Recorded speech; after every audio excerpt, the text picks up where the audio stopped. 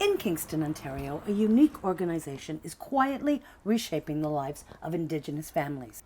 Tipi Moza, which means iron homes, offers more than just housing. It offers a sense of belonging, stability, and community. For over 3 decades, Tipi Moza has been creating a culturally safe space where Indigenous families and individuals can heal, grow, and connect with their roots. This is an all-inclusive space. People come here to be themselves, and we assist with building the skills to be able to live independently and eventually get employment or continue their education. So it's those things that we're trying to focus on. Someone that's homeless, their full-time job is finding somewhere to sleep, finding food to eat, and keeping their stuff safe. When they come into this program, that full-time job is gone. Now they get to focus on themselves. They get to find what they need to work on themselves at that point, because that full-time job that they had to do is gone. While Tipi Moza offers a safe and supportive home, it also comes with responsibilities. Residents are encouraged to participate in the day-to-day care of their living spaces. These expectations aren't about rules. They're about respect, routine, and rebuilding the skills needed for independent living. We have, so they're expected to do 5 programs a week and 5 chores a week. So each week they'll be assigned a new chore, which means, one could be, this could be the chore cleaning and sweeping here. They have to do this every day for 5 days. It is important. It teaches them so many skills, because the goal is once we transition from here, they go to a permanent home, which they'll be, you can put a roof over anybody's head. It's about being able to keep them in that unit. At the heart of Tipi Moza's work is a deep commitment to culture.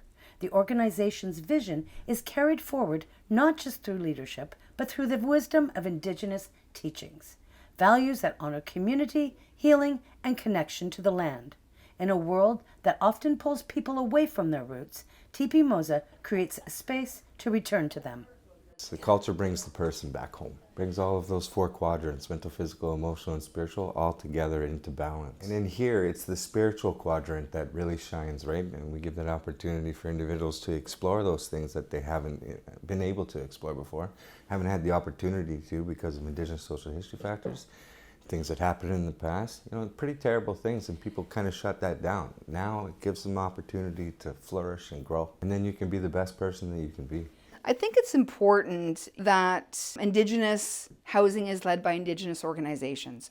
I think it's important that they have the culturally appropriate programming, the culturally appropriate staff, everything that they're going to lack from the mainstream housing. And you can see when folks make that connection, they change.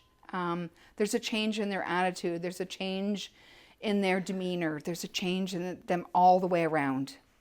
Sometimes the first step towards change begins with a conversation, a warm meal, or someone simply showing up when things feel hopeless. That's where the work begins, quietly, compassionately, and without judgment. For many, that first point of contact is Tipi Moza's outreach program. It's there on the streets and in community spaces that trust begins to grow, one small human connection at a time.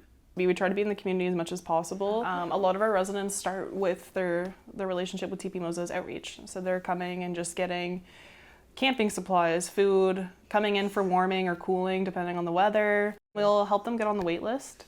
I think there's 70 people on our active wait list right now. And so our transitional program's busy. We have 19 people who live on site, but then we can have anywhere between 0 outreach for a day or 15.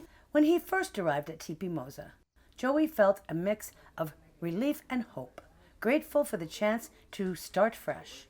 One thing that quickly became clear was his passion for cooking, which has not only brought him joy, but also helped build connections within the community.